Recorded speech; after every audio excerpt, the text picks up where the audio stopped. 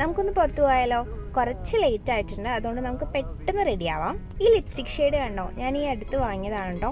നല്ല അടിപൊളി എവറിഡേ ഷെയ്ഡാണ്. ഇതെവിടേക്ക് അവൈലബിൾ ആണെന്ന് എനിക്ക് സത്യം പറഞ്ഞാൽ അറിയില്ല. ഞാൻ എന്തായാലും വാങ്ങിയത് നമ്മുടെ കാലിക്കറ്റ് ബ്ലൂ ഡയമണ്ട് മോളിലുള്ള സ്റ്റൈൽ യൂണിയൻ എന്ന് പറയുന്ന ഷോറൂമിൽ നിന്നാണ്.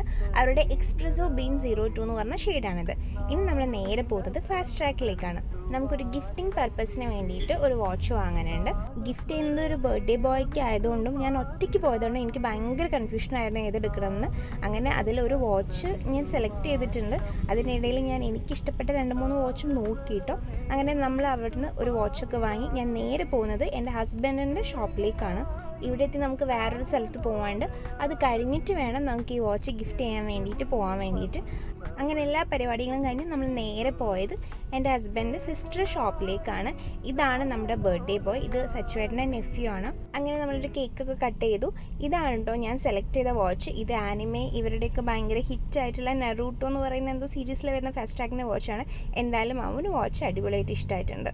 അപ്പം നമുക്ക് അടുത്ത വീഡിയോ കാണാം. ബൈ.